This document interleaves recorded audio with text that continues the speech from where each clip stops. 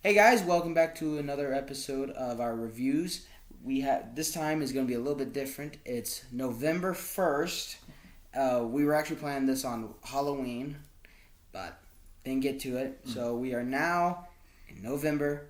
And we're starting. This is our November special for our new manga reviews, and this one's a fun topic because the manga we just finished reading is the first deluxe volume of Berserk, and we actually have it just so we can show you guys. Because I have all 11 so far. So, I'm gonna do my best with a spoiler free for a second. Also, the lighting. Before you guys ask, we have a white background on the TV because our lighting in this room is kind of meh. Yeah, just meh. I got no words for a second. My brain's a little off. I could give a generalization for at least Volume 1 for spoiler free because I know so much about the story. So, real quick. Quick. So, my version of spoiler free is the main character is a wanderer who has been branded to be followed by demons throughout the rest of his life. The disclosure of everything else from his past, I'm not going to get into. He is wandering to find the people who branded him and get revenge. He's on a warpath to find them, and he's on a 2-year warpath at the time of the first volume. And he goes to try to find them. He stumbles upon a village that has cause to lead him to where he wants to be, and it leads him to a castle. And then we also meet a couple of the characters that one of them becomes a mainstay, the other is theoretically able to show up later on in the story. So that's about it. For the plot, spoiler free. I remember our other videos we did spoiler free production wise. Can't really do that with the manga here, except for art wise. We this sides. Kentaro Miura. Yeah, well, no, not just that, but because they actually added the volume covers of the original normal volumes in the deluxe volume, because it comes with 3 volumes in one. That's the good thing about these guys is they have 3 volumes in one, so it just saves a lot of time. For example, we have this is volume 1 and 2. Volume 1 and 2, as you can tell, the artworks, and then that's volume 3. So. There you go. The artwork is very well done. And this is at the beginning, so it's not the best, but it is really well done for what Miura was doing at the time. Yes, the author, also the illustrator, is Kentaro Miura. Sadly, he passed away last year. Over a year ago, yeah. Over a year ago. Rest in peace. Rest in peace. So we can't. This is about as far as we can do with spoiler free. So also for more, this is one of the best pages for all of the first deluxe volume of Berserk. Now, as you can see, the art style is very detailed, and that's actually going to be the thumbnail. So, alright. So here's the thing. This isn't. This is actually my first time reading this. This is also Trevor's first time reading this. This is not Grayson's first time reading this. This is like my 100th. So, just a brief disclaimer. Grayson's not going to be really reviewing this. I will bring in points here and there, but I'm going to try to keep my mouth closed because there are a lot of things that I know about the plot that they somewhat know because of talking about Berserk and comparisons to other stories, stuff like that, but... Just talking about it, huh? Yeah. So... I'm going to keep my mouth shut for the most part. I will talk about certain things with them, but I'm going to mainly just sit here with the manga. My bad.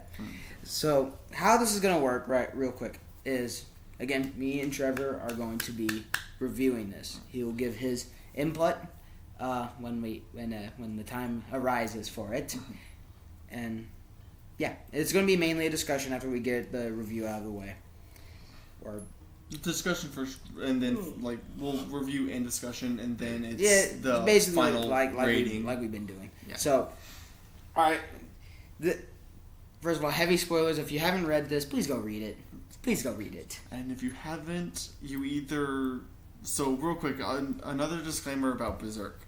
Berserk is not for the faint of heart at all. Every single volume, I have taken them off because I don't mind. I've literally read it when I was 11. Not a great choice.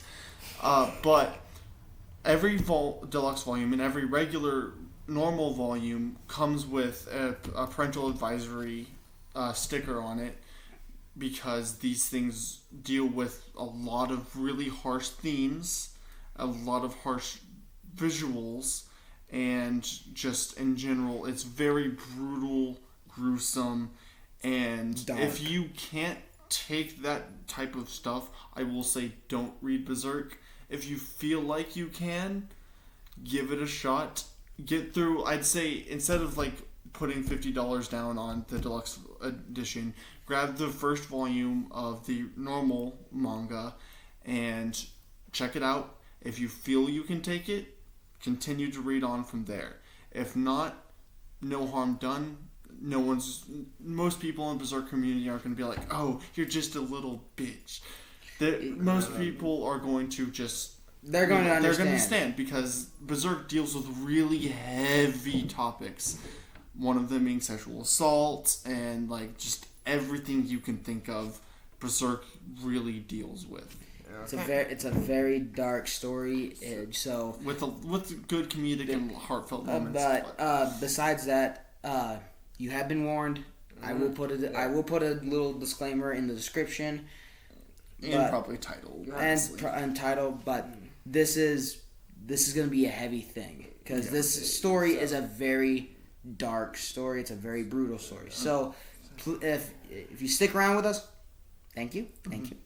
But if you decide to click off after before we even talk about it, and you read it for yourself, or you don't plan to, no harm, no foul. Yeah. We're not gonna judge you. No one should judge you about that. Just read at your own risk. Yeah. And listen and watch at your own risk, because we will go over it. We will go over some really heavy stuff, and if you feel like you can't take that, please click off, because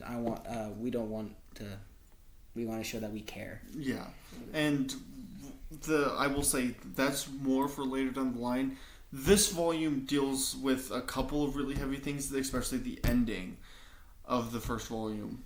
But this one is not even close to the heaviest. That one's about Deluxe Volume 5 or 6, which we will get to when we get there. But just note the eclipse. We that's just one word. Eclipse. Yeah, the eclipse. Okay, just real quick before we actually do get started. We're going to try and read these and get these reviews out quick, because we just finished it. We're just now making this video for it. We're going to try and actually read these and get these episodes out, but we're not going to try and rush through it and not enjoy it. Yeah, because these are meant to be enjoyed.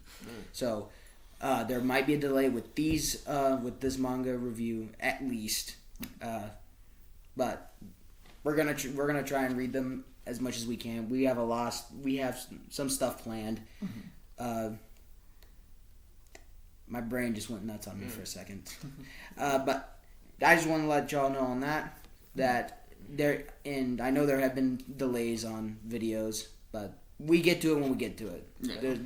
Yeah. So without further ado, let's get this started. Let's get into it. How do we start this off? Let's talk about real quick. Hold up. We'll start with the first page. The first page.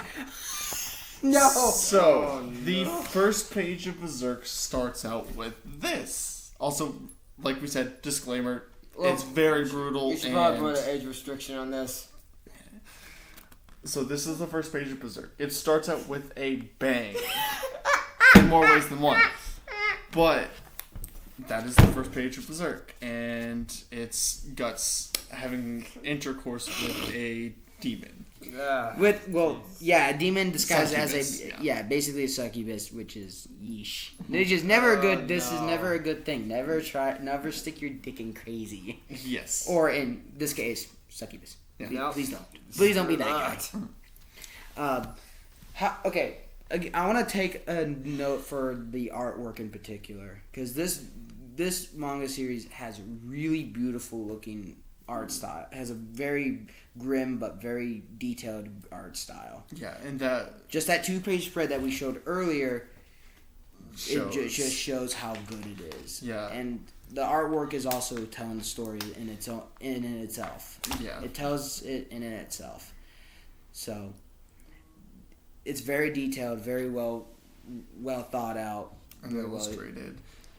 Miura was the type of person he was a perfectionist, and you will see it definitely in later volumes, because even though there's things you can't see, he would put detail into it because he felt it would be imperfect without that. It was so bad that it dealt with health issues, but that's just how much he cared about the story and the fans that loved and enjoyed it, and how much he just loved his own work.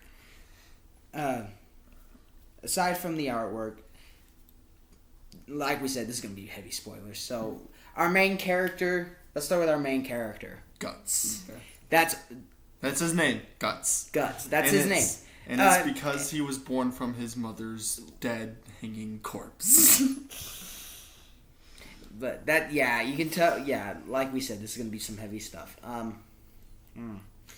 So, Guts, our main character, and this...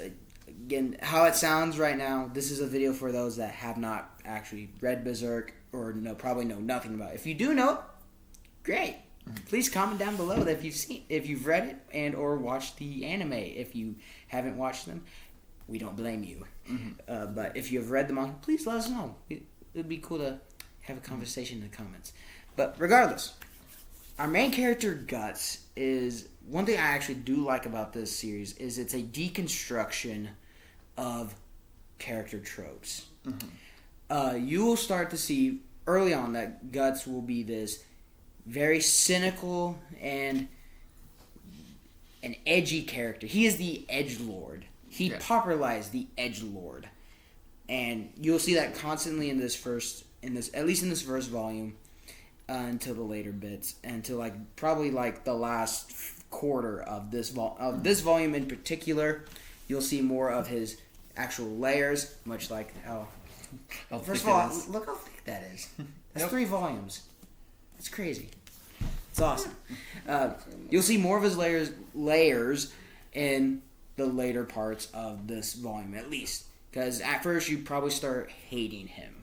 You trust us. You will actually not like Guts very much. You'll like him how cool he is. That's about it. Yeah. But as a person, early on, you're going to just be shaking your head at this guy like, man, this dude's such a jackass. And it feels like, he really does feel like he's trying too hard.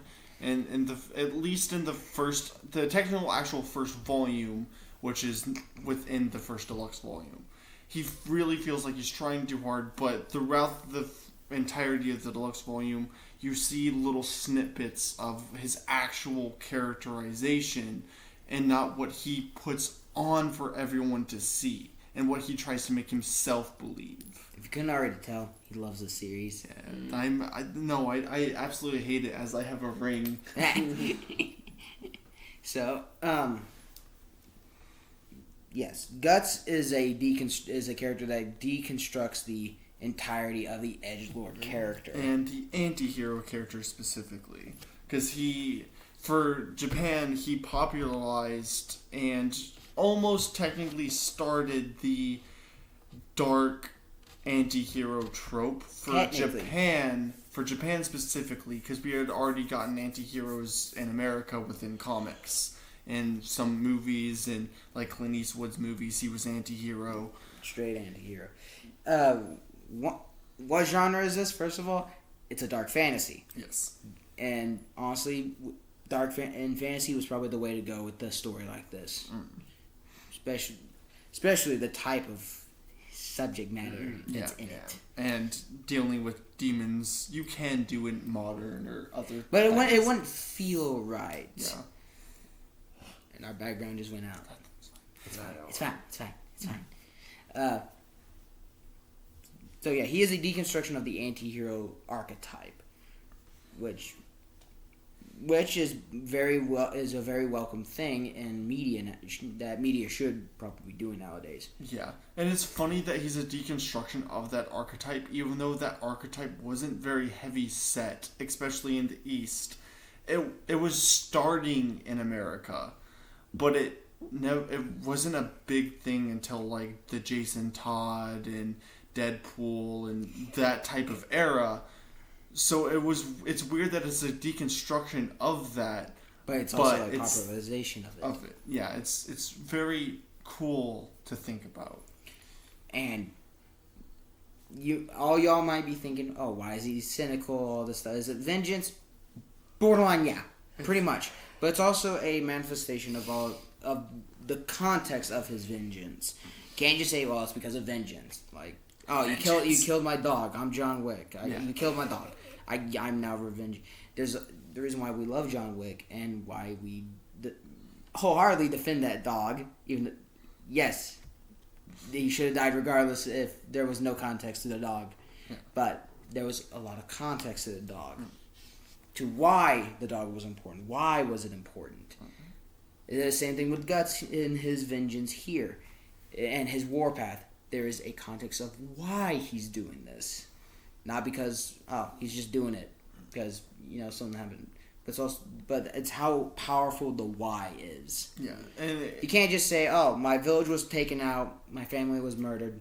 That's my vendetta. And why Berserk really does... Because that was a trope in anime and manga and in the West at the time, too, was the whole, I will take revenge on my family, my village, whatever, and they would say it. What Berserk does is they subtly slide it in there that there's more to, not just as a character, but there's more to Guts' backstory. And we get that within later volumes. His backstory actually does start at the end of this volume, but we don't see too much of it because it goes on to probably the best backstory arc in a story. And best war arc in a story.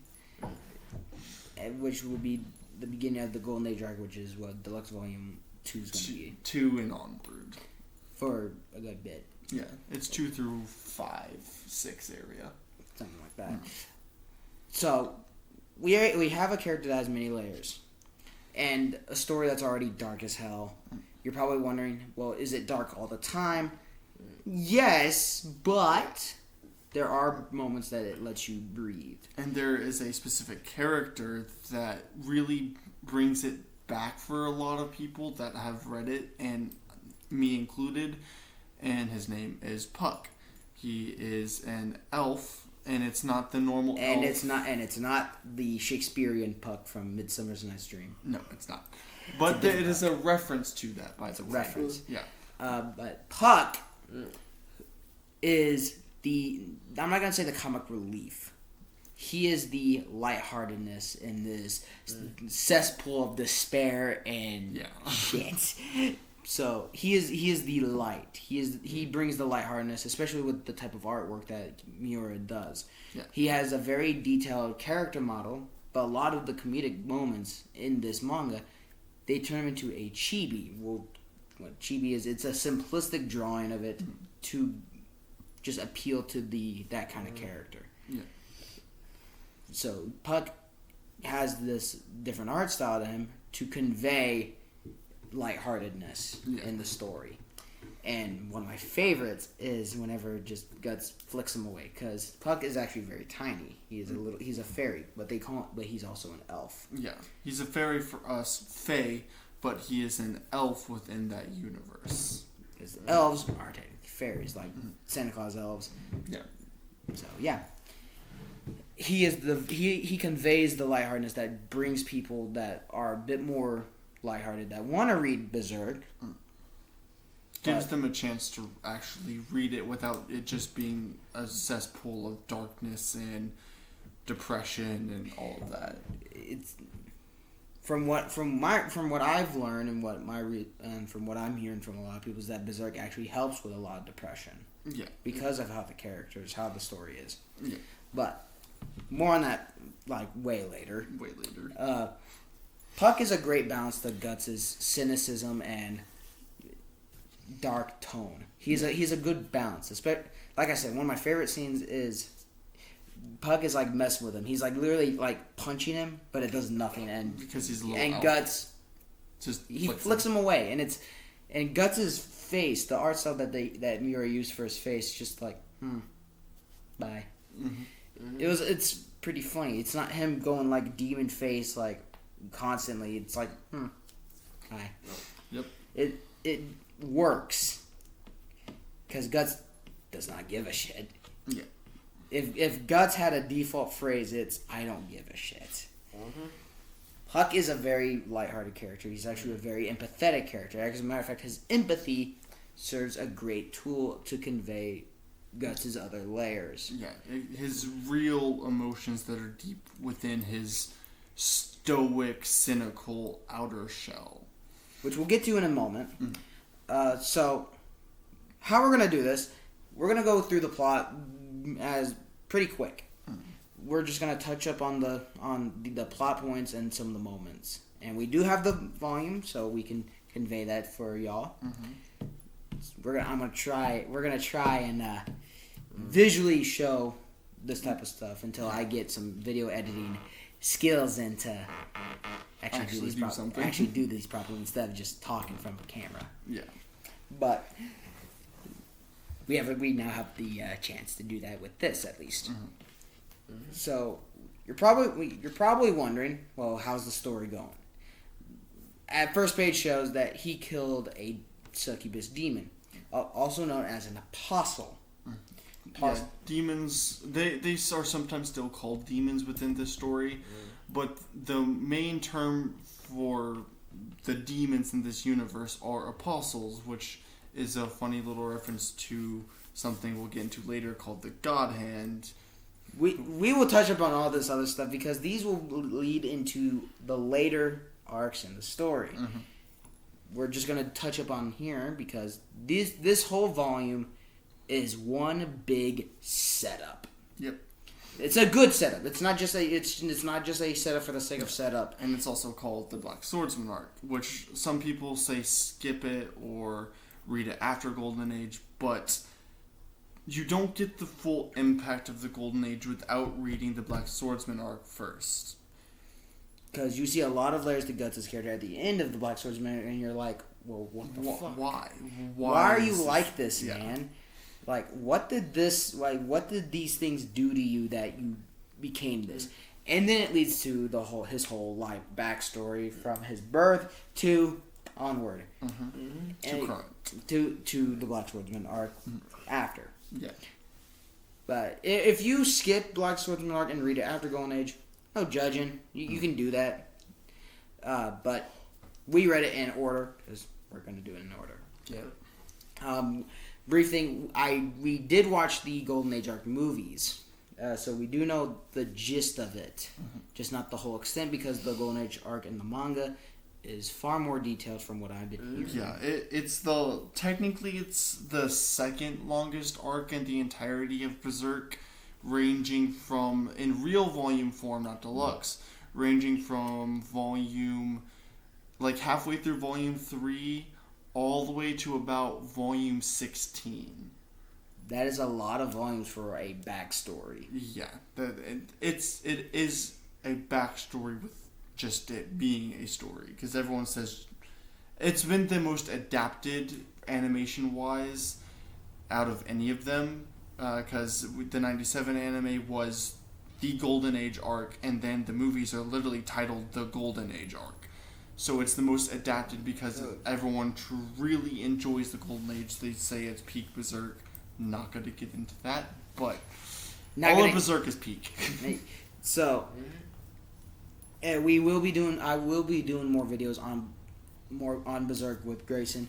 we're going to be more on discussing it. Mhm. But as far as reviews go, like we said, Golden Age arc, we kind of already know a bit of it, so it's not going to be too much of a hassle. Yeah. So these apostles are very different. What's good about demons in this story compared to, say, like, for example, Demon Slayer or Doom, the Doom video games.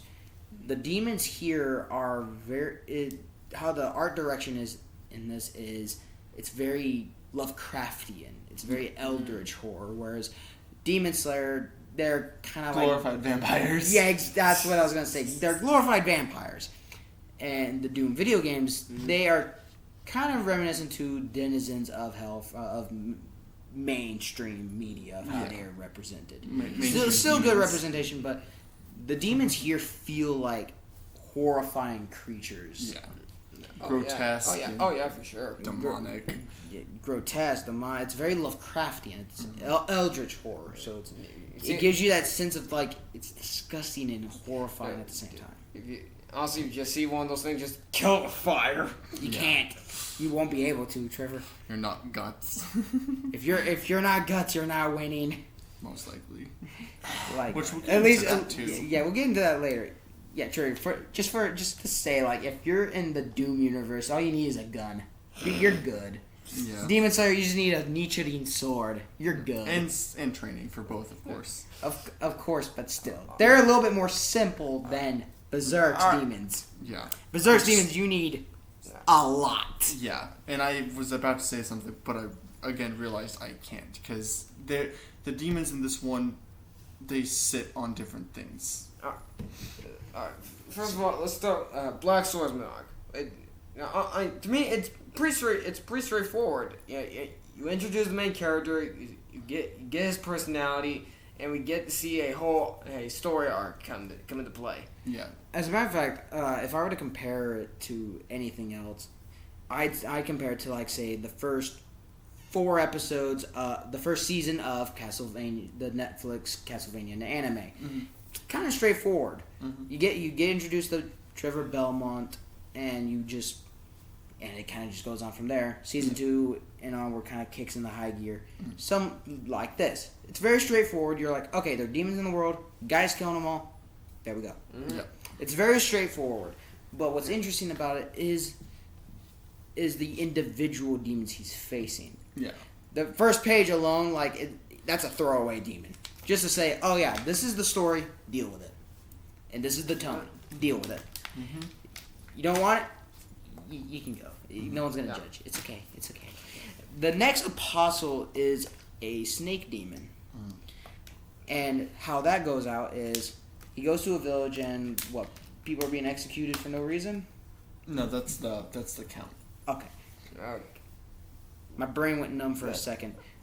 Can you bring us up to speed for a second? All right, so that one, he goes to a village looking for trouble because Guts' goal is to find the people who wronged him. So he's going around killing apostles to gain traction and infamy to make the people who harmed him show up. Kind of like what happens in Ruby, for Salem. Something like that, yeah. Yeah. So he goes to the village looking for trouble. What he does, and this is where we're also introduced to Puck, is he goes into a tavern, and this tavern has some soldiers of something called Coca Castle, which we'll get into later. These guys are off duty, on break, whatever, and they're toying around with Puck, an elf who was captured because his caravan was raided and everyone was taken, whatever, and Puck is being tormented, not tortured, but tormented by these guards. They're throwing knives at him while he's tied down to a post and he's dodging them last second. Yeah. I call discrimination. But he's getting almost harmed and threatened, and Guts walks in to the tavern and has probably the best entrance ever. First thing he does is he puts some coins down on the barkeep's bar, and says, "I'm gonna mess up your shop." Doesn't say sorry. He just puts it down. "I'm gonna mess up your bar." Yeah. And the look on the bartender was like, "Understandable. Have a good day, sir." Yeah, understandable. And then Guts proceeds to he doesn't massacre. He murders all three of them. Actually, Well, no. He he murders murders two two. of them and lets the other one leave to send a message. Yeah. First one, he kills with his crossbow on his arm. Okay, brief thing. Guts has a prosthetic arm. Yeah. He has a prosthetic arm. It's a metal prosthetic arm, and he attaches a crossbow to it, and it's a little rotating thing. He just bop, bop, bop, bop, bop, bop, bop, bop, bop, bop, Yep. bop, bop. So, kills one guy with that. Yep. The And other one, one of the arrows goes through the guy's nose. So Guts goes up to him, holds him up, and is like, "All right, bitch, I want you to send a message to your lord. The Black Swordsman has come." and that's his moniker, the Black Swordsman. Because, first of all, he wears all black. Yep. And he's a swordsman. It's basic. It's basic, but you can tell like the intimidation, like how simple it is, but it's also very effective. Like like a title, Dark Lord. Yeah. Just you get it. Yep. He's a lord of something, but he's evil. and he's dark. Evil. And then the Ooh, Black Swordsman, which means he encompasses darkness, black. And then he's a swordsman, which means he most likely has mastery over a sword. So, and the second guy, after he sends the other guy away, cleaves in two. Not with a long sword, not with a broadsword, not with a claymore. This thing isn't. It's not anything. It's not a sword. It's literally. Well, technically it is a sword. It's not a proper sword. It's thick. It's heavy. It's coarse, rough. It couldn't even be considered a sword. Yep. More like a heap of raw iron. This is the actual what it's called. It's much too big to be called a sword. Massive, thick, heavy, far too rough. Indeed, it was a heap. It was like a heap of raw iron. And that's and then it's got that panel. like let's bring it closer to the camera for you guys. That thing is the thing that cleaves that dude in two. Yeah, that's It's what called Guts uses. the Dragon Slayer. And we can't get into why it's called that yet, but yeah. Yeah. Just like we said, we're gonna be touching this Episode and gore and blood and just everything you can think of. but we need to show to previous give you the page. idea. Yeah, that's Guts cleaving a guy in half with the sword. Again, the 2-page spread. Miura, master. Hey, these 2-page spreads in this manga are very well done. And there's good to scale too. And not just that, but there's also a lot of them. And for most mangas, they do have two-page spreads that are like just one panel on a 2-page spread. And they're really pretty, but they aren't super reoccurring. They happen every once in a while to show off something really cool. And Demon Slayer, though, with Rui, that scene was a double-page spread when he cut off Rui's head. For Miura, he loved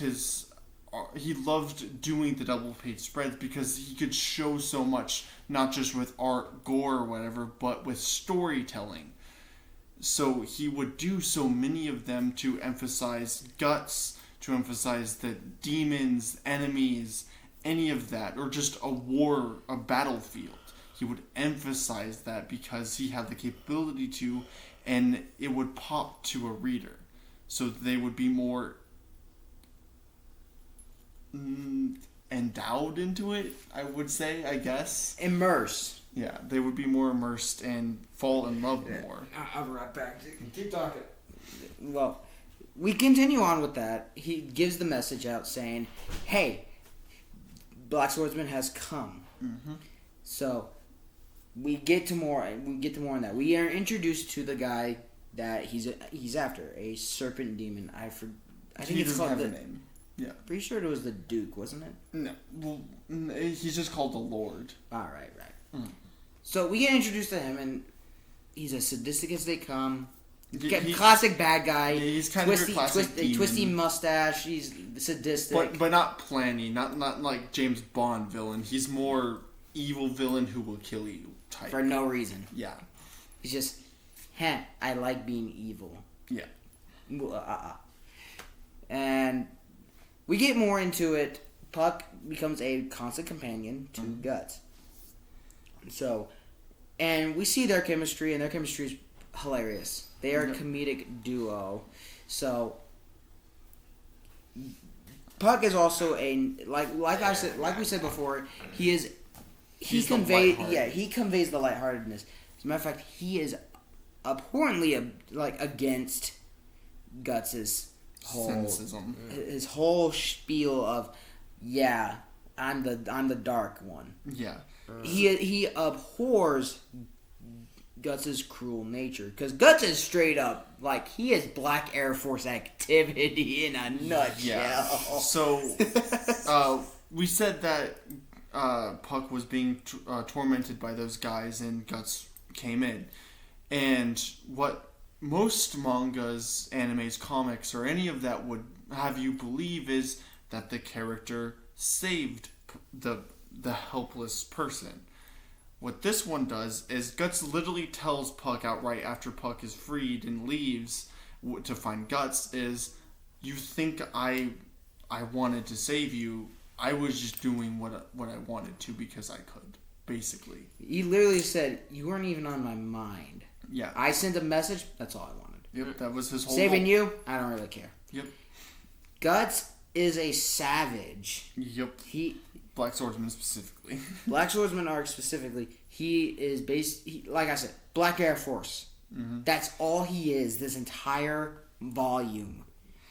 That is all he is. Not necessarily. About 90% of it he is. Yeah. Not 90% of it. Because the later volumes he's like 70%. Okay, in my opinion, when it comes to the villain, the Snake Lord, I didn't find him quite intimidating, to be honest. That was the point. He's not intimidating. Yeah, he was just supposed to be killed off. His whole. Because that's his whole vendetta. What's impressive, what's intimidating is the town itself. Is the state that these apostles have been doing to their whole places that they're in charge of. The serpent demon basically is killing off people and eating them. Yeah, and just because what's a big thing about it is the mayor's letting it happen because he's afraid. It's that classic, the gang is in town and the sheriff can't do anything. The sheriff can't do anything because everyone's intimidated by them because they have an actual presence in the town. They're not just like a couple members. They're the entirety of the gang in the town. It is their town. It's no one else's theirs. That's the basic gist. So the mayor can't do anything. He's just like, all right, to keep us alive, I will give you your food, which is humans. I will give you money, all of it, to make sure you don't murder my entire village. Which ends up what's happening. Because the Snake Lord doesn't care. And also Guts shows up and he ruins everything. Yep. Mm-hmm. In a good fashion. I'm not trying to... No, not even in a good fashion. The whole point, Guts isn't even technically anti-hero. He's too broad for that.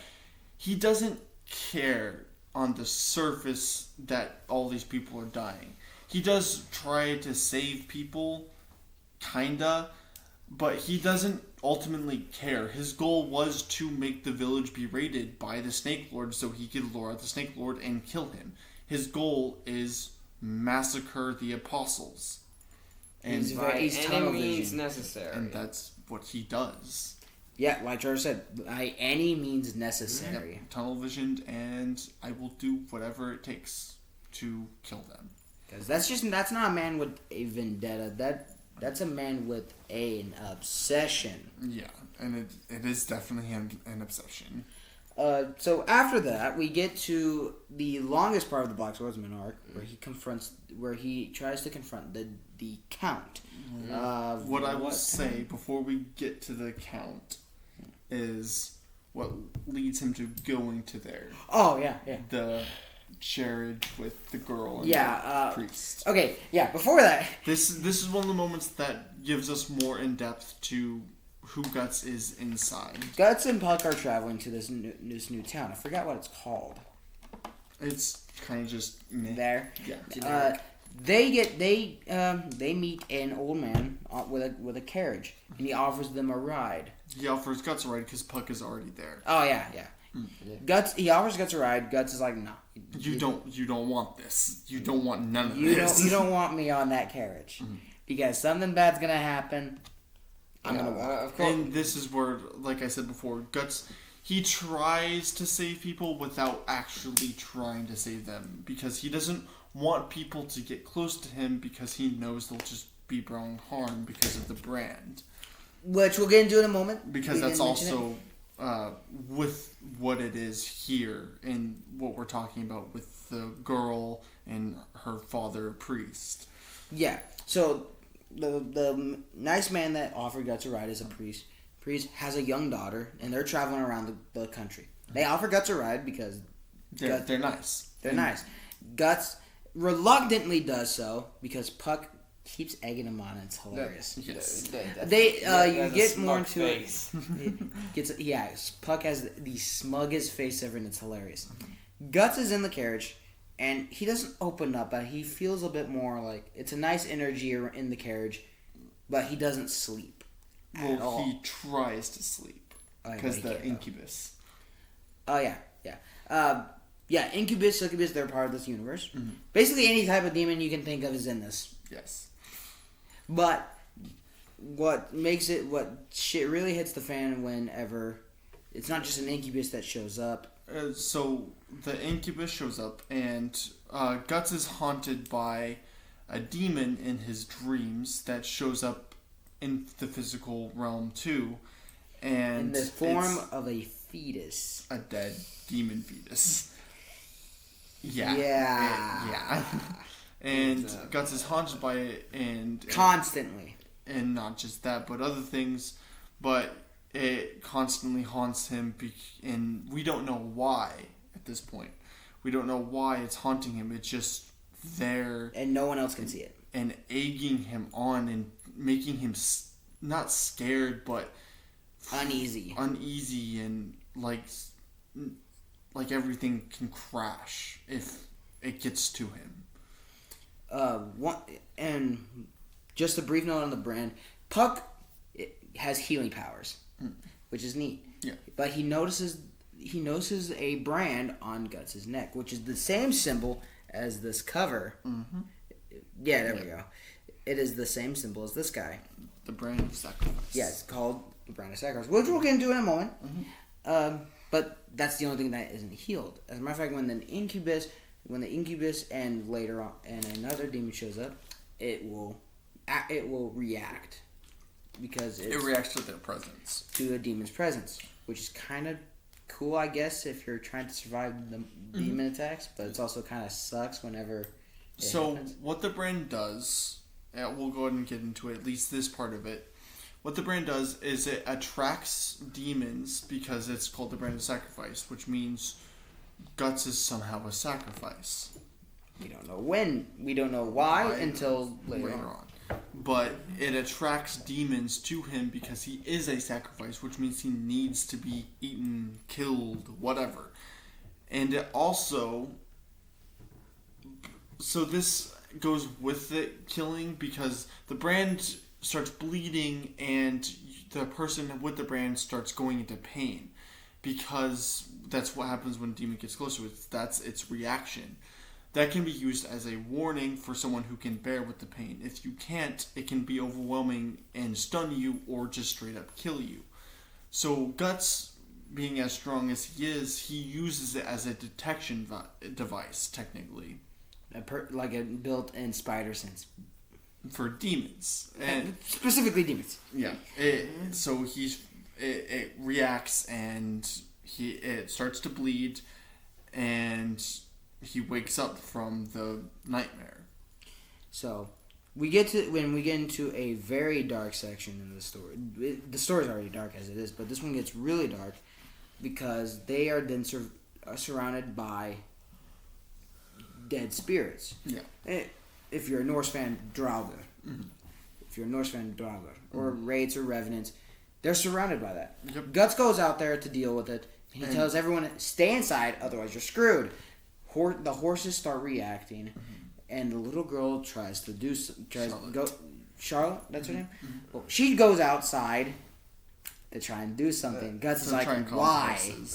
Don't do that. Guts is like, get back in the carriage. You can't be out here. She gets impaled. Yeah, she gets like straight through impaled.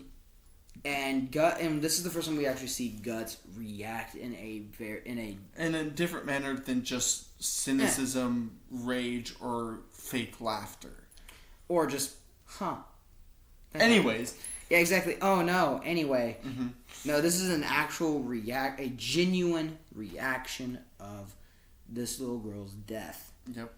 And it visibly stuns him. Her father doesn't do much. He panics, but also very distraught.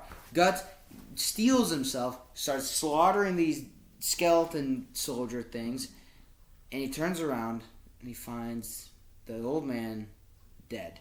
Decapitated specifically, and it's the little girl that's holding the head up. Because, she's possessed by the demons in the area. And this is where we really see Guts' real character start to show. He's stunned by seeing the little girl. He knows it's a demon now because the girl is dead. There is no girl anymore. But this girl is in front of him, walking to him, and he's stunted because it's a little girl. And she stabs him, and that's when he reacts finally. He snaps himself out of it. And we were talking about the double page spreads. Usually they show like an epicness or grotesqueness, but the paneling that Kentaro uses for this scene is more somber. It's not in your face epic scene. It's somber because Guts isn't happy with what he's doing. He's kind of distraught because this little girl just died in front of him. Yeah. Don't mind me while I try to turn to it. Alright. Like if you go back real quick to this double page spread that came up, or actually just this art here. These are the skeleton soldiers. Yeah. So here's the skeleton soldiers, and this is what Miura usually does with Guts.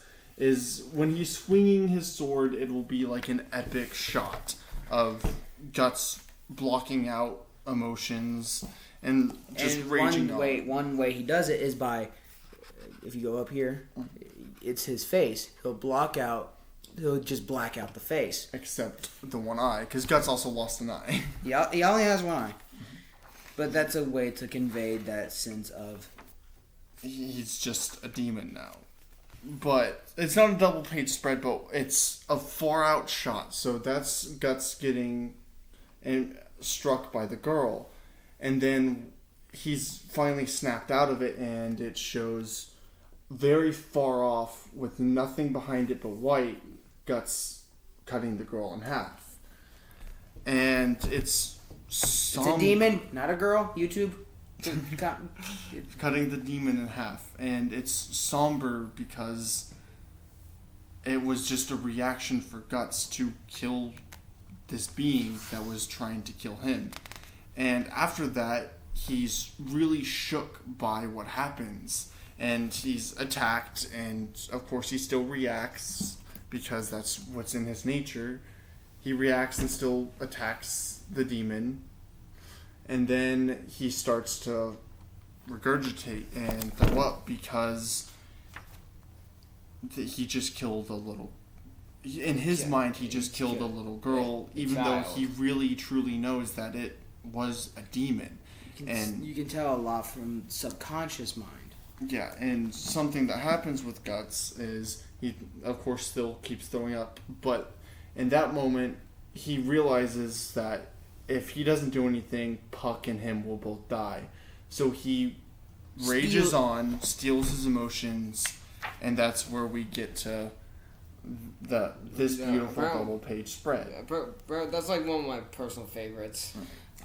And also you can look at the if you look at the scale, it just works. It works into storytelling.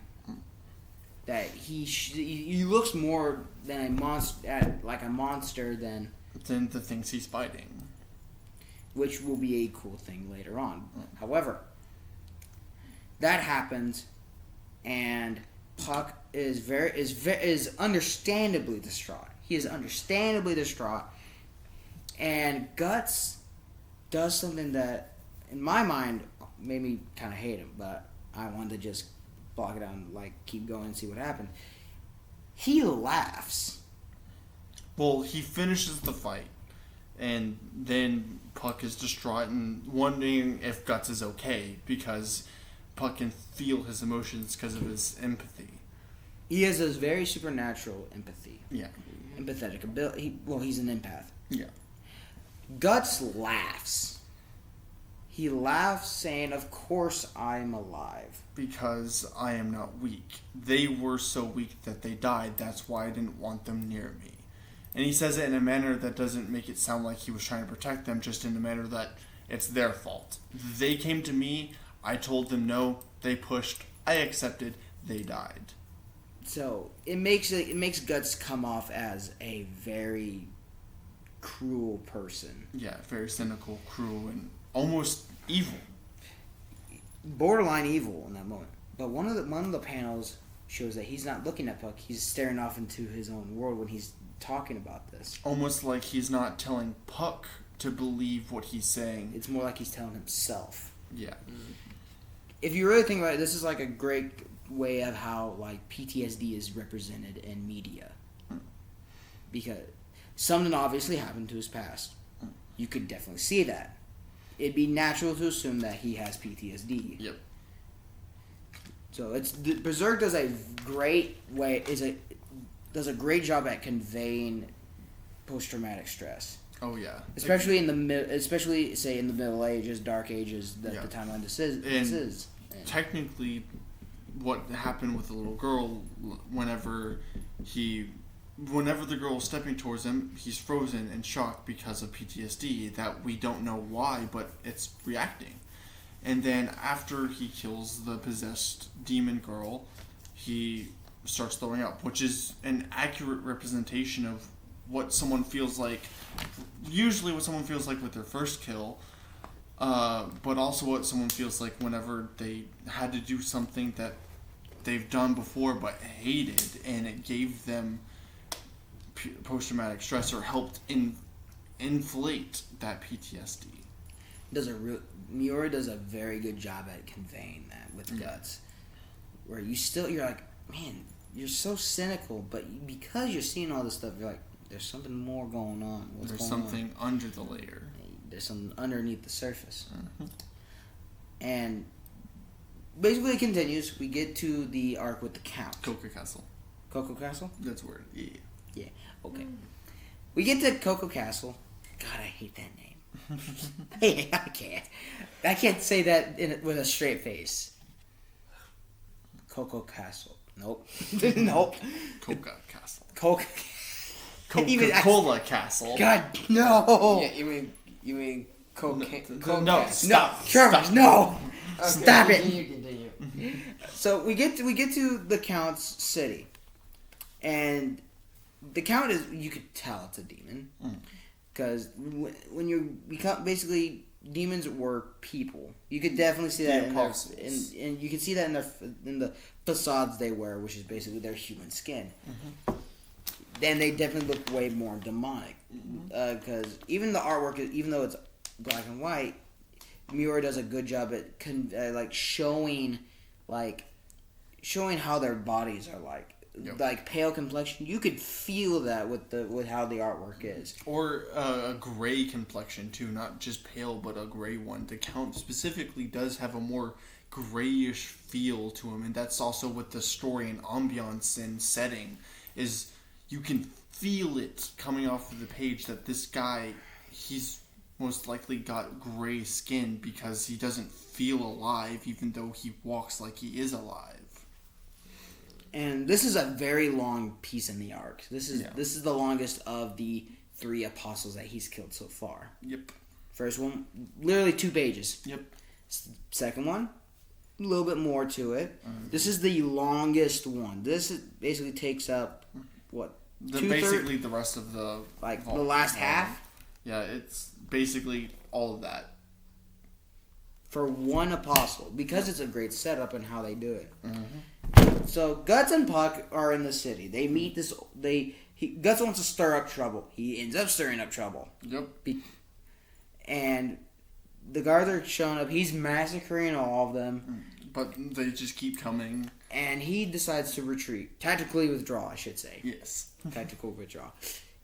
He comes across an old man named Vargas. So, he comes across an old man. Named Vargas. He takes him to his little basement cellar thingy. Little lab. It's revealed that Vargas was a patron of the city. Mm-hmm. But he was part of the castle, actually. Mm-hmm. However, something happened, which we'll get into in a second, and he left. He's a horribly scarred old man. So, and Guts doesn't trust him at all. Mm-hmm. He doesn't trust anyone. Yep. Not even Puck. Yep. Doesn't trust him at all. So, my mind's going blank on Megan. Please help me out. Alright, so what happens from there is Guts is talking with Vargas about everything. And Vargas tells Guts more about the Count and what happened and why he is a demon from what Vargas knows. And then they stumble upon the biggest MacGuffin in the entire series. Not just the series, probably in fiction. It's a deformed face-looking egg called the Bayolet, which we're gonna get a little panel of it. Get a showing of it.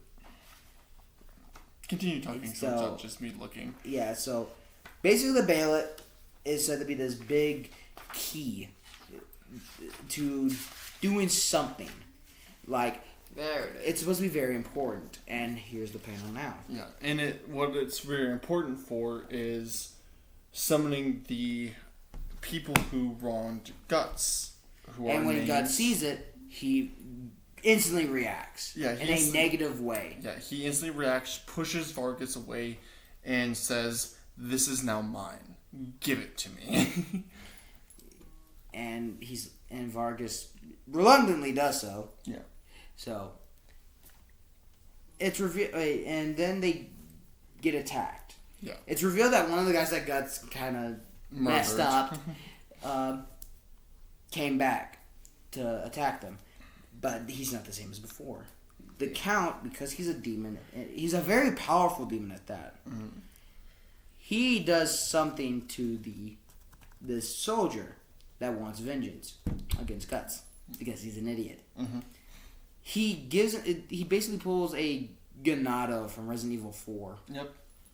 Pulls a Ganado from Resident Evil 4. A little parasite in this dude's body makes him stronger, faster, better. Mm-hmm. And attacks Guts. Guts kind of, I'm not going to say easily mops the floor with him, but he does. He basically bats him away, is what happens. Because Guts is built different. Mm-hmm. So, we get more into it, and the Count reveals himself on this dude's face. It does weird two-face thing, and he says, Black Swordsman. Oh, Vargas, you're here too. What the hell, man? Mm-hmm. And it's very interesting that the Count planned this stuff. Mm-hmm. It shows that he's very cunning, very ruthless. Mm-hmm. Guts kind of just shrugs it off, all right, come at me then. Come at me, bro. God, we just finished it, and my mind's going nuts on that. Well, to be fair, we didn't just finish that part. That was about 2 weeks ago. This took us a bit because we read half of it in one day, and then kind of didn't do anything for 2 weeks. Because we weren't able to because of work, and we're not gonna. Yeah. Yeah, personal stuff. Mm-hmm. Our lives. That isn't this. Mm-hmm. So, okay. Let me get my wits back. Help me out. Trevor, all right. Any notes? Berserk is a very complex thing. Yep. Even though it seems like it's very straightforward. There's a lot of complexities. It's simple on surface, complex underneath. So what happens after that is Guts then decides that, alright, I am going to now go try and kill the Count. And Vargas says, do it for me, because Vargas was not just tormented, but tortured by the Count, because he found out about what the Count was doing, which was eating people and so on and so forth. And so his legs were removed, his face was split, and so much more. And his Vargas family was murdered in front of him. Yeah, and Vargas asked Guts, kill him for me. Avenge me. And Guts says, you're weak. No. Literally, man. Yeah, he Sigma males him. Yeah, and then Puck gets on to Guts about it, saying, this man, he helped us. Why are you doing this? And after Guts and Vargas already parted, Guts says, because he's weak. He doesn't have the strength to fight, so he's putting it onto someone else. That's not me. Basically, lack of conviction. Yeah. Well, you want something done right, do it yourself. Yeah. Guts is the embodiment of that phrase alone. He's the embodiment of a lot of phrases. Yes, he is. And so now Guts is trying to find a way to get to the castle, and Vargas is then captured. And Puck and Guts don't know about it. And they hear about an execution. And it's the execution of Vargas. And Guts is trying to go to... he goes there and he watches from the shadows. And Puck is telling Guts, telling Guts to go save Vargas.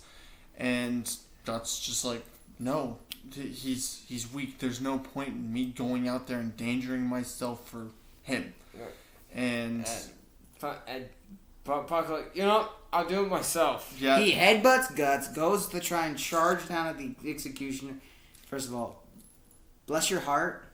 But no. He literally dinks off. Yeah, no, literally just bink, and the executioner's like, the fuck? Yeah, it was literally a fly knocking. Like whenever a fly hits you, you're like, him seeing Puck's like, what is that? What the fuck is that? Yes. But that's how that is, and Guts just. Yeah, and Guts is like, he all right, literally he face palms. Yeah, he basically just face palms, and then the Count continues the execution. Vargas is then executed. This is like the Glue Girl before. This sets off a genuine reaction from Guts. Well, at first it's like Guts still spouts off, well, you were weak, I'll do it. But as he's hobbling off, the demon fetus shows up again, and Guts is like, fuck. And he then has a reaction about Vargas, and it's just like, that's why he says, I'll do it myself, because you couldn't. Because Guts somewhat does care. He just can't bring himself to do it because of what happens in his past. He can't bring himself to care or let others care about him. So he marches on stoic, cruel, cynical, and almost evil. Almost like he is the bad guy. And a lot of the shots in this manga, and from other screenshots I've seen and other panels I've seen from the manga series, it almost paints a picture that Guts is the villain of the story. Yeah, especially in contrast to the actual villain. But it paints a picture that he's the villain of the story compared to, say, like Luke Skywalker, Indiana Jones, or all this other, like King Arthur, or like all this other characters that are painted as the hero. Yeah, well, Guts in design and in character are painted like the bad villain. guy, like the bad guy. And it's a great subversion of expectations. Which we'll get into in a moment. So Guts goes off. Guards are burying the body of Vargas, and they kind of insult him because they're assholes. Yep, guards. Guts shows up. Demon time. kills him. Yep. By Kills demon them. time, I mean he's ready. And he one-shots them because they're just normal guards. He fights demons. What do you think humans will do? Exactly. So we continue on, and then we get to the point with the Count. And it's revealed that the Count is not all he seems either. Yeah, and how it's revealed is Puck is captured because he was kind of knocked out He was an idiot. at the execution. He was an idiot. And so he was captured and taken to the Count's daughter, Theresia. And the Count gives Theresia, his daughter, Puck, as a gift of some sort. Pet. And that's when we find out about more of his backstory and how the reason why he became more brutal, the Count, is because his wife was killed by demons and pagans and heretics. So he went out on a massive spree, and his daughter tries to, what seems like, defend the Count of, he's doing it to protect his people, to protect his castle, to protect me, and to avenge my mother. And there's obviously a lot more going on, but after he gives Puck to her, he tries to touch her like a father does to their child, and she reels back in absolute terror. And he reels back, and he just gives up and is like, good night, and leaves. And I'm out. You see where that's going now? Mm-hmm. It gives that sense like, oh, he's not that bad, but he's still horrible, but there's more to it. It's like with Guts. It gives up that more complexity for a character. And I don't want to say empathy or any of that, but it makes you like understand his situation at least a little bit and be like, I guess I can see where you're coming from. I don't agree with methods or any of that, but I see where you're coming from. So, and we continue on. Guts continues making a fuss around this city. Mm-hmm. And he storms into the whole castle. Yep. Actually, not gonna lie, this is probably his best entrance since the beginning of the series. Yep. He posts up to everybody. Yep, and it's like, all right then, who wants some? He just smiles at them. There's no need to wonder where your God is. Because he's right here. And he's fresh out of mercy. And Guts starts massacring the soldiers, and they're surrounding him. The steward, or whatever his rank was, the old guy. Yeah. The other old guy. There's another old guy that's kind of weird. Yeah. But he's like, go after him, kill him, attack him, do everything you can. And he is slaughtering them. And then Puck hears the noises, notices, and then tries to go after what the noise is, because he knows it's Guts, because it's an intruder. And it's a thief, an intruder. And Theresia then reveals that she really likes Puck, and that what's it like to fly. And then whenever Puck tries to leave, she freaks out, like, no, you can't. And then she's like, no, you can, because I know what it's like to be trapped in a cage. And then Puck goes, and Theresia's about to start crying, and Puck's like, open the fuck up. I will be back later. And Theresia's like, yes! Her eyes light up, and it's when the really, few wholesome things. It's really heartfelt. And then we go back to Guts, slaughtering people. Hold on 1 second, ladies and gentlemen. Alright, we're back. So, get back. Guts is slaughtering everybody. Puck shows up. A heartfelt scene with Theresia and Puck, which is I was very happy with, because we don't get a lot of heartfelt moments in this series. At least in this volume. At least in this volume. But it was one of the few things I'm like, nice, good. You're bringing yourself back, even though you were already great. You were from 10 now to 11. Now you're good. It's just one of those. Puck shows up again. Guts took out pretty much everybody. He took out their big guy, by cleaving him through in half, and the stone pillar he was pinned against. Yep. Guts And the morale shatters. Yep. The morale of every soldier that's still there, they're like, nah, we out. Yeah, we out. He's too strong. Leave. Yeah, they were like the goon in Batman the Animated Series. That walked in on Batman was like, anyone in here?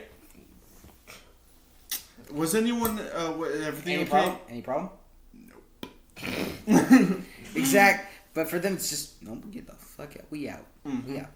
And the old guy was like, "Where y'all going? Where y'all going?" And then Guts starts going up the stairs, and it pans to the Count being the Count and contemplating things and being cynical and being like, when the Black Swordsman gets here, I will kill him. And then we get the epic confrontation. Guts, the first shot for Guts is he bashes the old man's face. He hits him and he goes through the double doors right in front of the Count, and it's just like, well, damn. Not even the elderly are safe. These hands are rated E for everyone. Except for children. Demons are one thing. Actual children are the other. Demon children. Okay. Aw, damn. Alright, moving on. Yeah, moving on. The Count gets up, says, okay. And I think I should be taking this more seriously now. And don't you agree? Guts walks up to him, and the Count tries to do a surprise attack. Guts stabs the ground where he's trying to surprise attack from, and is like, nah. And then the Count reveals his true form. Which is a giant slug. A demon slug. Demon slug. Never thought I'd be scared of a slug. Yes, fair. That's approaching you slowly. No, not that it's approaching me slowly. It's the fact that it's huge and it's an Eldritch horror thing. Yeah. That's another story. Actual slugs, actual slugs kind of freak me out. Because they're just strange. They're just slow and menacingly. Yeah, they do like the weird like. It's like they aren't like snails. Mm-hmm. Snails are just as weird. Okay, snails are just as weird. Basically, Guts gets his ass whooped. Like, he's getting batted around. He's landing some good shots, but he's getting batted around. Hell, he puts his cloak around the old guy, and yeah, he grabs him. It kills him. He grabs the old guy. He puts his cloak around the old guy, posts him up behind a pillar, and with his cloak kind of out. So the Count's like, I found you. Bursts through the pillar, seizes the old guy that he just killed, and then Guts starts running at him and cleaves through and cuts off some of the Count's face, tentacles and his face, and then gets batted away really hard. Oh, I'm gonna get this one shot at. Oh no, I'm done. And even Guts admits it was too shallow.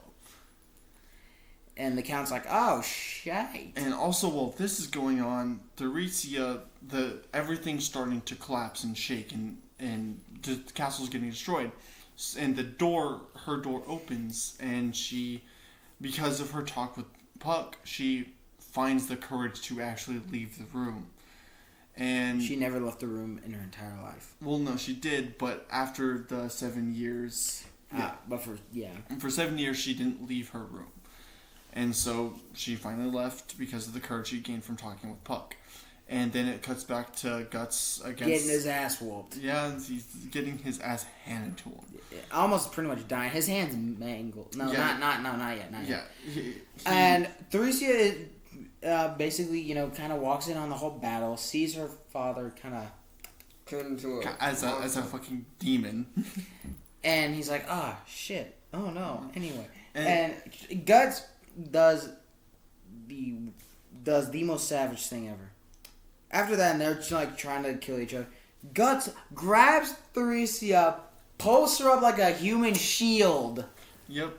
And the Count stops because it's his daughter. He still has some semblance of humanity left. So he stops midway attack. And Guts pulls out his arm. So his arm also doubles as a cannon. As a hand cannon, like it folds down. Hand cannon. Shut up.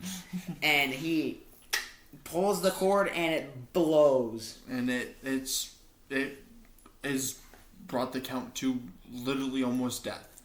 And at that point Guts then goes up to the Count. Also, Guts' arm is like mangled. Yeah, now it's mangled. So before he goes up to the Count gets blown off by the cannon, and he can't use his hand because it's all twisted and broken. So he then grabs his sword, his heap of raw iron. His jaw is... This thing is 400 pounds, by the way. 400 pounds is pure... It's 7 foot, 400 pounds. He grabs it with his fucking teeth and is like, alright. And he braces it with the metal arm, and then cleaves the Count even more. This dude gave Roronoa Zoro from One Piece a run for his money. Fine style with 3 swords, one in his mouth, huh? Try grabbing a 400-pound 7 foot heap of raw iron. In real life, it's actually not the biggest sword, because in real life, the largest sword is 14 feet. No, not 14 feet. Only 14 pounds. Yeah, 14 it's like 7 feet. It's like 7 plus feet. Yeah. And it was used by a Belgian freedom fighter. But it was only 14 pounds. It's not the longest sword, but it, in my opinion, is the largest sword. Bigger than the Buster Sword from Final Fantasy. Yes, because that thing is 6 foot because Cloud is 5'7". Alright. Next thing that happens is Guts then, in cynical fashion, repeatedly stabs the Count's face. Yep, and then remember, Theresia is still there, and that's her father, whether he's a demon or not.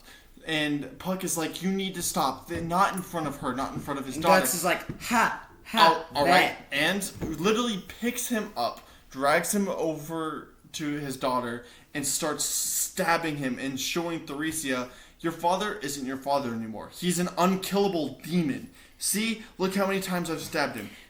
Normal person. Look how many times. Look how many times. Like, you stop stabbing him. Why are you stabbing him? Because it's satisfying. Yep. And he just keeps stabbing him, and the Count feels he's about to die, and now the Bailet resurfaces. And because of his despair and desire to live, the Bailet activates, and we are now transported to a different dimension. Basically, the dimension turns into the multiple stair painting. Yeah. Where, like upstairs, downstairs, upside down stairs, sideways stairs. It's that thing. Yeah, we have the panel. Like, you have the panel. It's like, if you guys remember the Family Guy cutaway, like going up the stairs, now going down the stairs, going up the stairs again, and going up the sideways stairs. And it's that thing. We made a joke earlier while we were reading this. Here. Oh, it was about because Grayson said, "Hey, it's Muzan's place," and I said, "Oh no, it's Michael Jackson." So it's that thing. Yeah, that's where they're teleported to. And we get introduced. Well, actually, keep it out. We get introduced to probably the big guys, the big bads of the series, the God Hand, and the Bailet is said to summon them. This is the God Hand. The 5 members of the God Hand. 5 members for 5 fingers. And it's revealed that Guts has a connection to one of them. One of them in particular, all of them. But one of them he focuses on, and that is the guy in the bat costume. It's Owlman ripoff. It's Owlman ripoff, Griffith, and of course he screams out Griffith. Which, if you've seen the anime, you can literally hear it in your mind. You could hear it. You can hear it. Yeah, but basically, you can tell that Guts has a history with this guy. Yep. And it's kind of revealed like, oh yeah, so your despair summoned us, and the Count's like, kill this guy, I'll give you anything. And the God Hand say, no, we cannot. Because he is a sacrifice. Well, no, they can't use him as a sacrifice for him. They can't kill him because there's no point to them. So what we said before about Guts going after the God Hand, his enemies, he was killing multiple demons and apostles to show up on their radar. and it's revealed by them because the Count says you guys should think of him as a great enemy, and the God Hand literally say, enemy. A few dead apostles is inconsequential. It's inconsequential. Basically, they mean nothing. Yeah, like it doesn't matter. Literally, and then just pathetic. The Black Swordsman, he's just a petty existence. And then Guts starts to rage, and like bitch, but and again, still his adrenaline's pumping. He grabbed with his broken fingers in hand, grabs the Dragon Slayer, drags it up the stairs to hit Griffith. And like he tries to, and then is pushed away because they're the God Hand. They have godlike powers. No, at first it was because his brand is going into overdrive. It's like pouring out blood. He's literally about to pass out. His eyes are rolling in the back of his head. But out of sheer will, he comes down with a swing, and Griffin says nope. No, and pushes him away. He force pushes him away with his mind. mind. He hits a wall, falls down, and he's unconscious. And then Griffith is like, well, I guess I did what you asked, Count. And then... Because they think he's dead now. He's yeah. like, well, looks like I did we something. get to the point of what the Bailet activates. So Berserk deals with heavy ideals of existentialism and causality, and the placement of humanity and yourself within the universe. And so the God Hand used the Bailet to bring people to them who are at their darkest point, to bring them into becoming a apostle, because all of the demons were once human. They were turned into a apostle by using a Bailet because of their despair. And the big boy, the one with the brain that you saw, Void, he is always the one talking about causality, your placement, and he says, you are one within the rules of causality. You are here because of causality.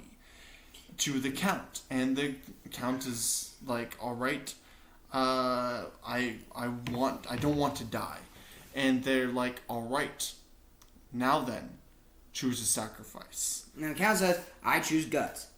And this guy. And the God Hand like, we can't, because he looks like he's already dead anyways, and he's being used for another's sacrifice because of the brand. And it's at that point revealed that it was Griffith's sacrifice. Guts is Griffith's sacrifice. In particular, Femto, because he's no Griffith is Femto, but he's called Femto by the God Hand. Yeah, the but angel. But for Guts, it's Griffith. Yeah, because he yells that shit. He yells at Griffith. There are literal memes about it. Yes, and so Count is like, well, who? And Griffith points to Theresia. And Count is begging, like, no, anybody else but her. But one of the other God Hands like, well, anyone else would be meaningless. Because you must sacrifice somebody meaningful. You must sacrifice someone who is close to you. And then they say, just like you, say the words just like you have before. And then we get the big reveal for his backstory by one of the God Hands. And the Count throughout that, before they start the backstory, is pleading to them, no, not in front of my daughter. Don't tell her what happened. Don't show her. And the God Hand, they don't care. They're gods. So they literally, like you tune up a show on TV. Yeah, he literally distorts space and time to, like, let's go to our regularly scheduled program on the flashback. Yep, and it shows us what really happened, what Theresia said before. The Count was going after heretics that opposed him. And during one particular hunt, took longer. He came back to his castle, waiting for his, daughter and wife. It's revealed that a goat god of demonic origin or whatever, basically turned his entire castle into a whorehouse. Yep. He literally walks into an orgy. Yep. And it's holy fuck. And levels. On top of the goat god is his wife. Unapologetic. Yep. Like she is mounted on like not blood, like she is trying to have intercourse with the demon. Yeah, we mean trying. Yeah, like, she's doing it. Yeah, with a goat demon god. It's weird. It's very weird. But out of rage, the Count massacres everybody except for the goat god thingy. No, that thing just yeeted. He eats himself? Yeah, he eats himself. Oh, dick. Dick. Damn it. But he kills everyone but his wife. And he is so rage-fueled that he's about to kill her, and she opens up her arms, is like, do it. And he doesn't. Do it. As a matter of fact, he leaves trying to kill himself because he's so depressed. So distraught. He's in despair. But he doesn't do it, and because he knows it's the Bela, and the Bela activates, and the God Hand show up. They say, "Hey, we can make you." Their selling point is, we can make you better. Yeah, we can make you a Take your supernatural prescription being. of this by saying this one phrase. Yeah, we can make you a supernatural being who does not have to worry about sorrow and despair. If you say the simple phrase of, "I sacrifice my wife." And he did. And he did. He sacrificed her, and she was torn to bits by demons. Yeah, it's very brutal. We won't show that panel. We're not going to show a lot. We're not going to show panels that will, Well, we might show, like, for the Eclipse, I'd say we'll probably show a couple, but none of the really, really grotesque ones. Not the really bad stuff. Yeah, but we are going to show some of the Eclipse. Yeah. But, maybe like the cool guts you rip yelling at Griffin. Yeah. But regardless of that, Theresia is distraught. She is distraught at what she just saw. She just saw her father become a demon. And Void, the brain dude, he's literally saying, "Say it." Yep. Just say it. He summons the brand.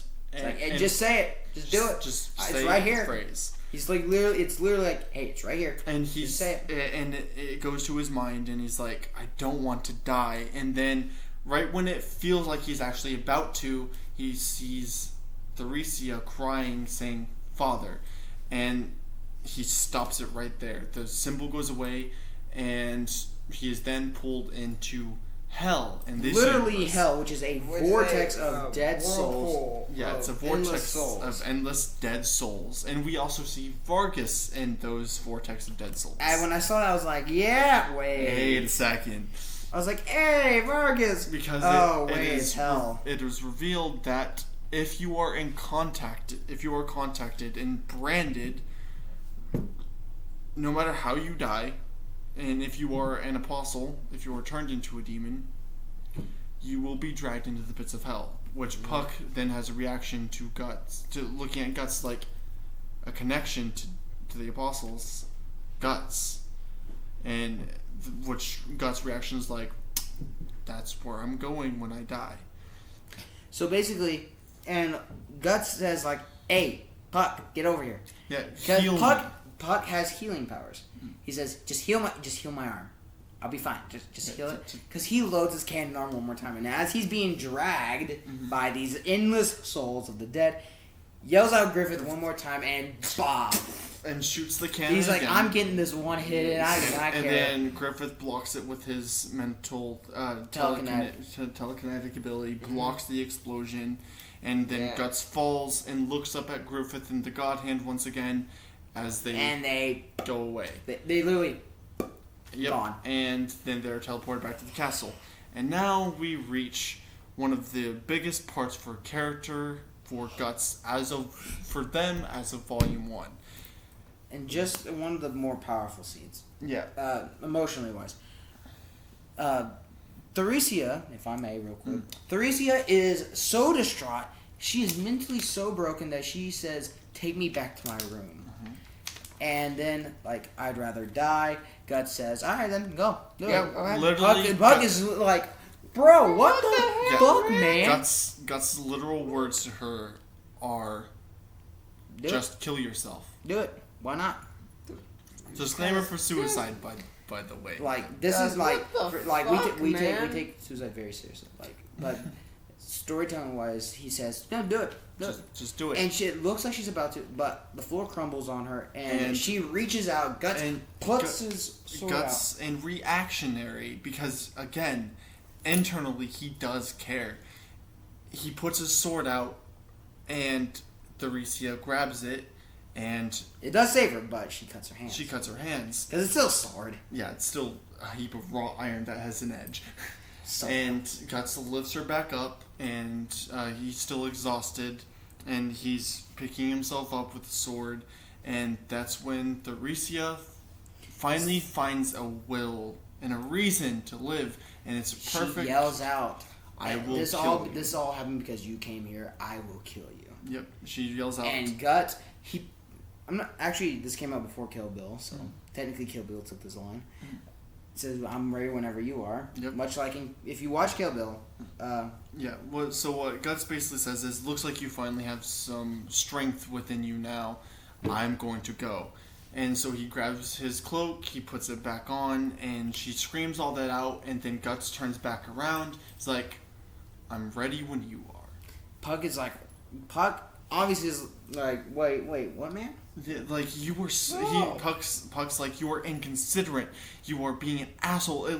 You should know what she's going through, even though we don't know his backstory." And then we get to the panel where Puck sees Guts' true reaction to what's going on. Because he also injured Theresia, technically, even though he was saving her.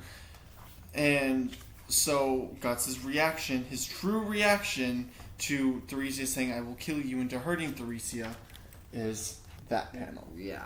He is sad. And he actually has tears in his eyes. My man's was really about to cry. Yep. He is. You get to tell what kind of character you have now seen. He is someone on the surface. I will kill everything. The weak don't matter. Only the strong can survive. Like your generic shonen villain. But here it shows that he cares. He seems broken. He's a broken man on a journey that will probably kill him. He knows way more. He knows basically the story inside and out. Yeah. He's here just for. Oh, I'm not gonna say just, but he's here for intellectual input on the actual story itself. Mm-hmm. But so that is pretty much the volume deluxe one. Actually, no, never mind. Hold on. We get the start of the Golden Age arc. I feel like I'm gonna keep that until after we can keep that until volume 2 because that's the start of the Golden Age. That was the ending for the Black Swordsman arc. So I will say we will pick up at the Golden Age on our next review. So basically, the next one is Deluxe Volume 2. We will brief thing. How the series is gonna work? We're gonna be doing volume to volume. Volume to volume. Each video is going to be a volume to volume review and discussion. This kind of will be kind of an exception because it's not the actual end of the deluxe volume. But the deluxe volume 2 will pick up from the end of this and onward. But it's still technically the same volume. Yeah. But that was the Black Swordsman arc. I think personally it's going to be a little bit easier doing volume by volume than arc by arc. Because arc by arc is long. It's going to take forever. Volume by volume, we'll touch base, see where we're at in the story. So that was the Black Swordsman arc. We will pick up on the Golden Age arc, but the Golden Age arc on this volume, strong start so far on his backstory. Mm-hmm. Because the Golden Age arc is his backstory. So it's Guts is why he is like this. And I want to briefly note that the writing and the dialogue is very straightforward, but also has a lot of layers to it. And also the way Kentaro Miura, would you say Miura? Miura. That's his last name? Miura. Yeah, okay. Miura does is great fonts. He does good ways of distinguishing different characters with the fonts themselves. When it's to normal people, he puts the character there and it's normal manga style. But for the demons and stuff, he does a different. He does kind of a jagged, bold black letters. And it's really interesting. It's a very neat way to do it. And also the artwork. We can't stress this enough. The artwork is so goddamn gorgeous. And you guys haven't even gotten to the best part of the artwork. But from what we've seen so far, it's a very beautiful, beautiful. Like, yeah, it's gonna be like, oh, but it's really dark and brooding and stuff.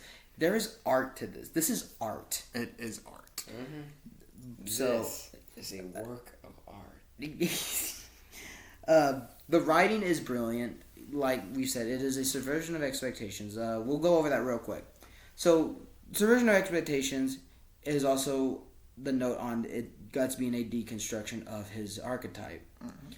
That is a subversion of the expectations of the edgy character. Yep. You expect him to be this complete jackass the entire time, but in reality, he's not. And a good comparison, in my opinion, is Frank Castle, the Punisher. He is someone who is rightfully mad and rightfully an anti-hero. He kills with a reason and has some depth to him, but when he first released, he was very bland and just, I am anti-hero who will kill everyone. It's a delicate balance. It's weird.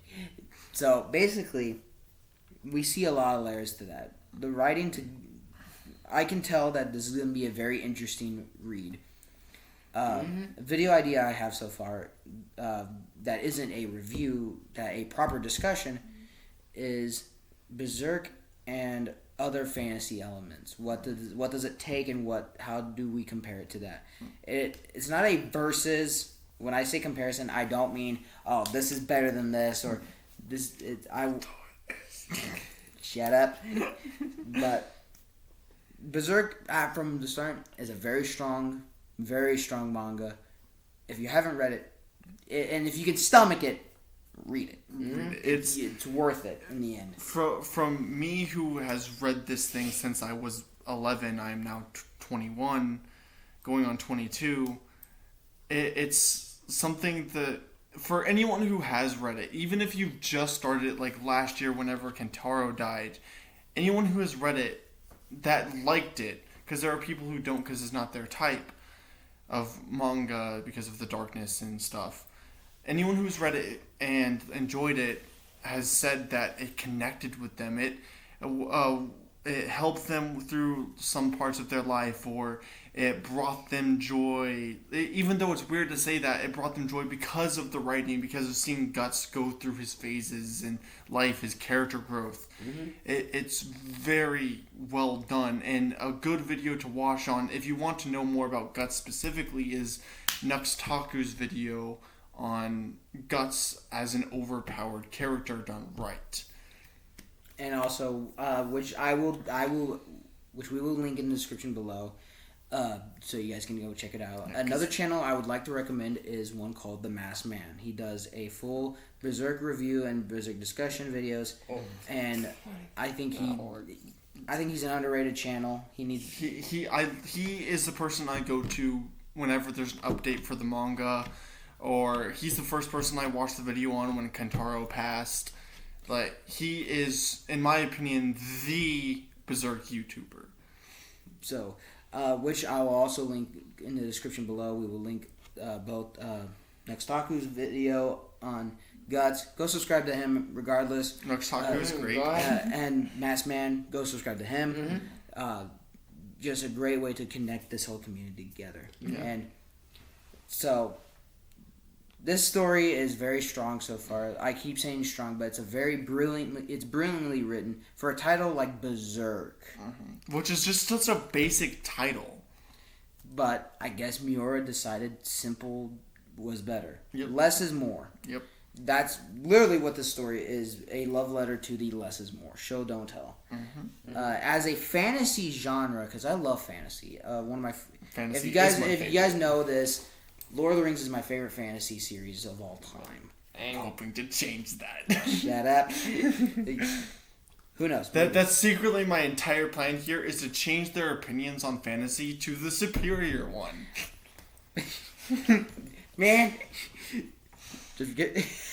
Sher's like, bro, What do you think about this? I'll think hard about this. So basically...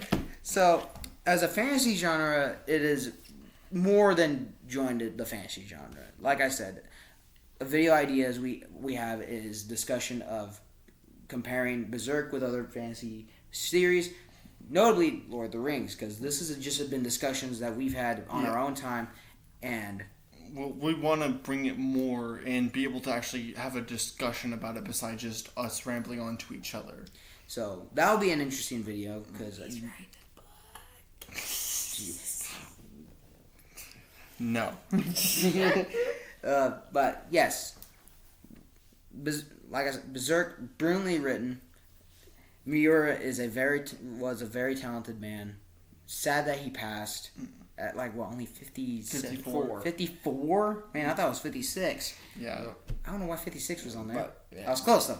54. Think about that, guys. That's the life expectancy for most people is 70s, 80s, pushing 90s and 100s. But on average, it's 70s to 80s for an average. That's young still. Yeah, technically it's middle age, but and passing away, that is young. Yeah, and it was so sad to see him go because his story impacted so much. You see it like Dark Souls probably wouldn't be a thing without Berserk. Elden Ring was actually gonna not. Okay, if you don't know, From Software, Dark Souls and whatnot, take a lot of notes from Berserk in terms of art direction, character designs, and whatnot. And some story elements. And Elden Ring was not going to have Berserk cameos or Easter eggs. It was going to have a couple here and there because, again, love letters. But it wasn't going to be take a lot of inspiration. But since Miura passed away, they decided, you know what? Let's do it. We're going to add a couple things. They added the Great Sword. They added a literal... It's not a memorial, but it is a memorial for Kentaro that is more towards the southern region of the map, if I remember correctly. If you go there, you get past a giant guy that shoots arrows at you. You go to the left instead of going into the castle.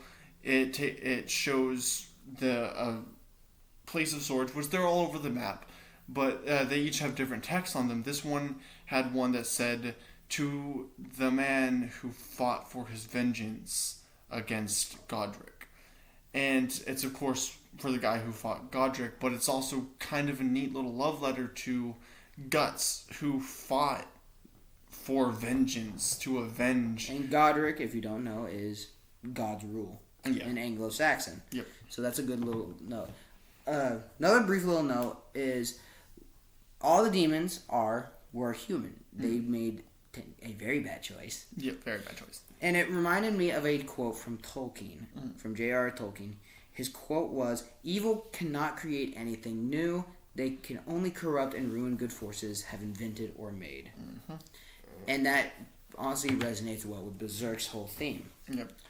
Of the apostles. Yeah, of the apostles and whatnot. So that has been our telling of the plot of this. That was our synopsis. Kind of messy, I know, but that was our synopsis of Volume 1. We're gonna do Volume 2 and onward. Probably gonna be a bit of a delay because these are very thick books. Yeah, they have a lot. And also, personal lives aside, there's more to it than just the camera. Now, because you've already read it, you already know your rating. Now it's our rating for some. Actually, because I have already read it, if I were to just give Volume 1 a rating, Deluxe Volume 1 a rating, I would give it about an 8 or a 9. If I were to give all of Berserk, it would be the straight 10. Everything about Berserk is amazing to me. I can't go into it, but I love Berserk to death. We will be getting into it the more we read it. Whenever they get caught up to current chapters, because Kentaro passed, and he was the illustrator and writer for Berserk. They debated back and forth on if they should continue it, because Berserk is still not done. And so the last chapter released after he passed, and at that point they were debating if they should continue.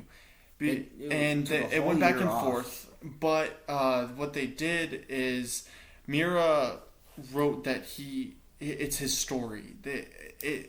It's something that should continue if they have the capability to. And he gave the reins to his assistants that he taught how to draw, and close enough to Berserk that it wouldn't take away. And he also gave it to his childhood best friend, Mori. And Mori and him always discuss. Mori was also he was a story writer. He's done some art here and there, but he's not an artist for manga. He is a writer. He's done some things. I honestly don't know what he has done. I'm going to pick up some of his works. But he's done some works, so he's experienced, and he and Miura talked a lot. Miura actually went to him when he had trouble writing The Eclipse, which we can't get into, but he had some stoppage on The Eclipse. And Mori and him discussed things on what to do. So Mori knows a lot about what Berserk was, what it is, and what it will eventually be. So it's good that it's to him and the assistants to continue Berserk, because it is continuing. So, and it's Miura done such a good job so far. And Miura did have a lot of notes, and also due to personal conversations with Mori, Mori kind of has a handle of how the story's going to go. Yeah. And from what I've heard, these chapters that were made by him, not Miura, have been very good so far. They have. There's been a couple of parts that are like, the art isn't his hard, but I and a lot of the fans have to hold that because no one can replicate Miura. Miura was so fanatic about making sure everything is perfect, and you can't replicate that, at least not easily. For an average person, some artists do replicate his art. If you don't trace it, if you try to do it from scratch and do it like Miura, an average artist, from the artists I've seen that have replicated it, said that one panel, one full double page, I'll give them credit, one double page took them a month. If they were to try to do that, Miura's assistants, even if there's 5 of them that are working on the art, and I would be fine with the hiatuses to actually do that, but it would take probably years, decades to finish Berserk if they were to do that. And maybe that would be a good thing, but they do such a good job right now.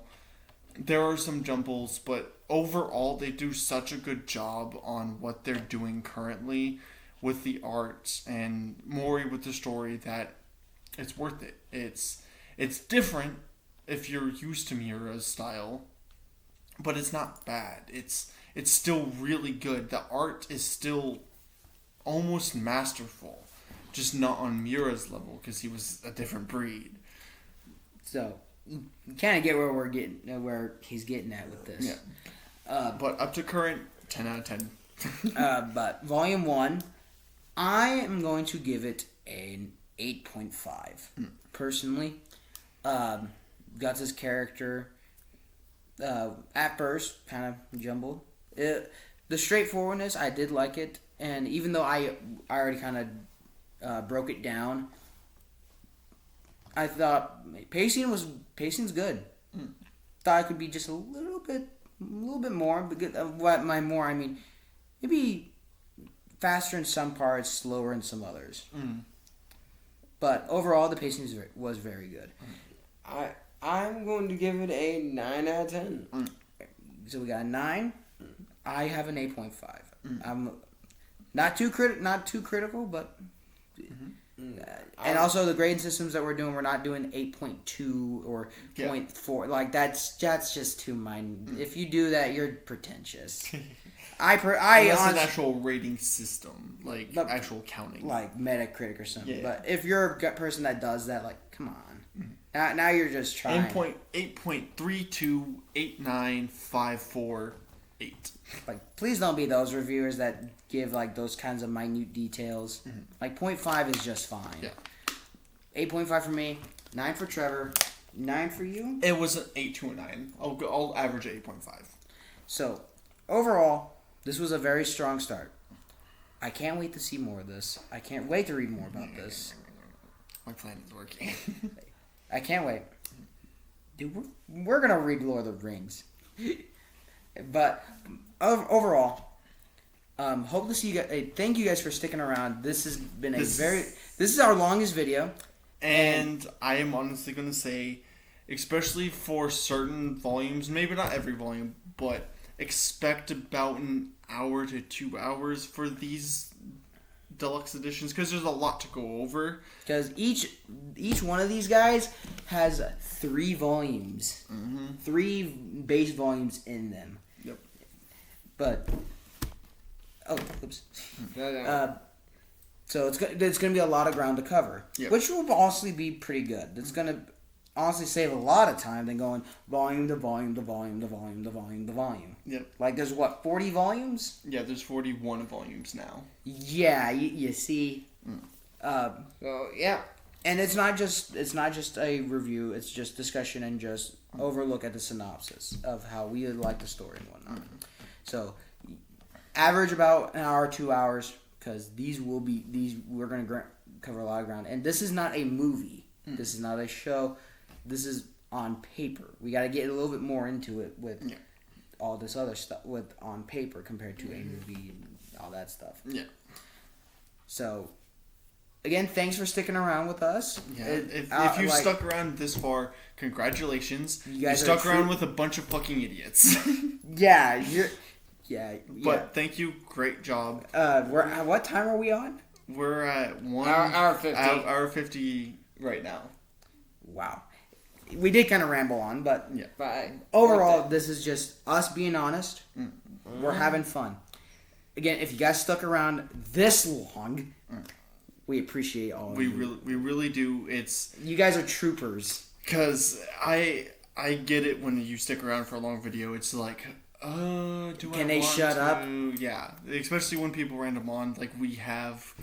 We'll try not to ramble on, But there's so many things that you can connect with Berserk that's like, it just makes sense. and we want to be honest, and we want to show our honesty. We want to be genuine. We don't want to just blaze through something and just get it over. We don't want to like bland face like Saitama's. Okay, through the entire thing, we want to show our emotions on what we actually feel about this, and I still can, even though I read it so long ago. And for future videos, we will be showing more of the artwork. What we can. Hopefully, we don't get copyrighted.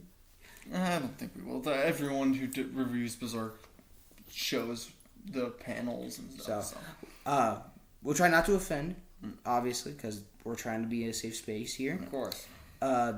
But Berserk, be warned, this will be very, very brutal. This is going to be very heavy stuff. Big content warning for everything. It's at the beginning of the video too, but very big content warning. Trigger warnings. Like, this stuff deals with heavy, real life type of stuff. And we don't want to... Yeah. We don't want to give off the impression that we don't care. Yeah, we really do. As someone who has issues that Berserk deals with, if you can't take it, don't force yourself to. If you want to give it a shot, give the first volume. If that's fine, give all the way through till the start of Golden Age. If you want to start it, start slow. Yeah. But if you can handle it, go for it. If you don't want, if you want nothing to do with this, we will not judge you. Yeah, you're fine. I think it's a masterpiece personally, but I'm not gonna. It's not for everyone. Berserk is not for everyone. It's very brutal, very grotesque. Deals with such heavy issues, and it can feel so downing sometimes, even if there are a lot of lighthearted moments. So, Trevor, any closing thoughts? No, not really. All I can say is make sure you're mentally prepared. Yeah. Yeah, if you start this. Again, thank you guys all so much. Can't wait to see you in the next video. We don't really have any other plans besides Berserk, do we?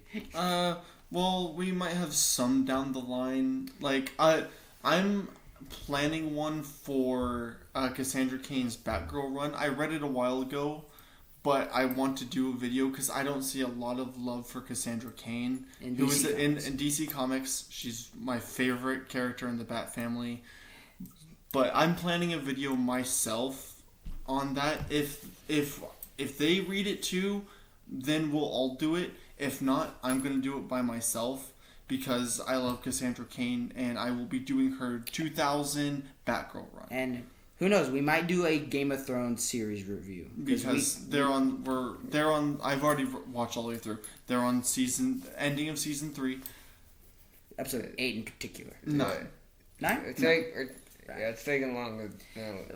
Again, personal lives are happening and whatnot. So we might be doing. We'll probably do a Game of Thrones review, And we'll probably end up doing House of Dragon, and we'll do a lot of stuff. I will say personally, we will probably do a lot of DC, at least the ones that we think are worth our time to review. and I know that sounds like we are arrogant and worth our time, but for me, if it looks bad, I'm not gonna go see it. well, even if it looks bad, I think I might, because it's still DC, could connect. But I'm not going. If it's not great, I'm not going to review it, because I personally would not see a reason to. Because if I don't enjoy something, I don't want to parade it like that. Unless I have valid points and critiques to give to make it better. Like Rings of Power. Yes. That I did make a video on. So again, thanks for sticking around with us. We hope to see you guys next time. Thank you for watching our 2 hour November special. It's November 1st for the first volume of Berserk, and we will get them more down later line. I'm thinking, me personally, I think maybe one a month. Here's hoping. Yeah. But again, we thank you guys for sticking around with us. Hope to see you next time. This is Trent, Grace, and Trevor. We are out. See you.